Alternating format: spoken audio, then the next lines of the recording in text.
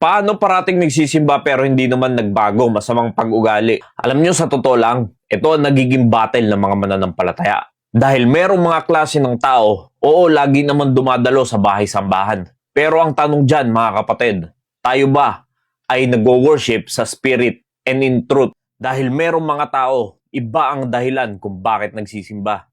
Hindi para papurihan ng Panginoon, minsan ay ang sarili niya pa ang gustong iangat. Ang mahirap niyan, kaibigan, kung ikaw ay dumadalo na parang mechanical way na lang or traditional way. Yung tipong nakasanayan mo na lang na dumalo sa mga pagkakatipon. Pero ang totoo, ang puso natin ay malayo na sa pagsamba sa Diyos, sa spirito at katotohanan. Kaya kung tayo ay dadalo sa bahay-sambahan, napakalaga na dapat alam natin ng rason kung bakit tayo dumadalo sa mga pagkakatipon. Prayer meeting man yan or worship ng Sunday. Dahil ito ang tatandaan nyo, mga kapatid. Kahit anong dalo mo lagi dyan, kahit anong complete attendance mo pa, pero kung hindi naman natin nagagampanan ang pagsamba sa Diyos na sa spirito at katotohanan, yan ay hindi rin magiging kalugod-lugod sa Diyos ang ating pagdalo. Yes, pwedeng physically ay present tayo, pero pwede tayong absent spiritually. Now, anong dahilan? Bakit lagi naman nagsisimba pero hindi nagbabago? But be doers of the word and not hearers only, deceiving your own selves. Ito ang danger, mga kapatid. Pag ang ating pagdalo sa bahay-sambahan ay parang nagiging mechanical way na lang.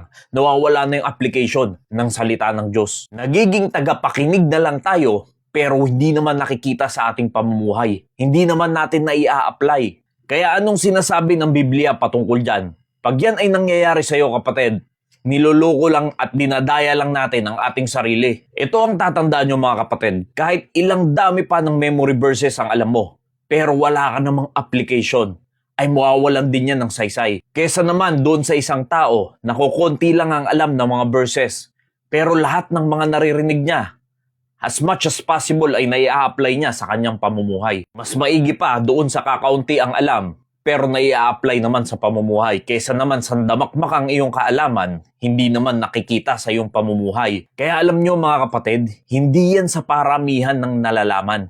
Mas importante na nakikita sa ating pamumuhay, nagre-reflect sa atin ang Panginoong Jesucristo. Ang dami mo ngang alam, pero sira naman ang testimony mo sa mga kapitbahay mo, sa mga kalapit mo, at sa pamilya mo. Anong saysay, kapatid? For if any man be a hearer of the word and not a doer, he is like unto a man beholding his natural face in a glass. Alam nyo, mga kapatid, minsan ay nagiging self-righteous tayo. Dahil sa dami nating alam at lagi tayong nagsisimba, feeling natin ay spiritually filled tayo lagi.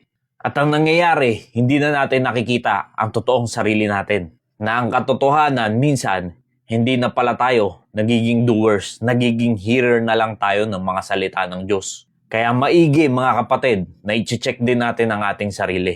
Manalamin din tayo sa ating sarili paminsan-minsan. Kung tayo ba ay nakakagampan pa sa kalooban ng Diyos, kung naia-apply pa ba natin ang kanyang mga salita sa ating pamumuhay.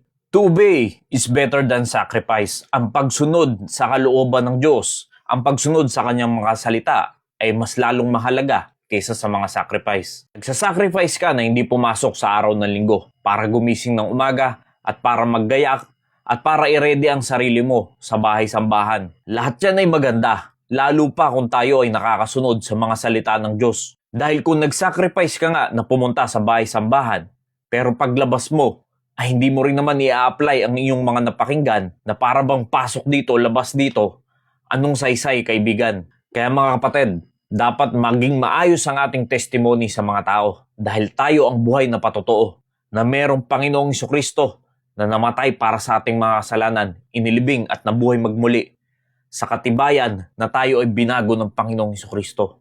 Nawa, naging malinaw po sa bawat isa. Maraming salamat po and God bless you all.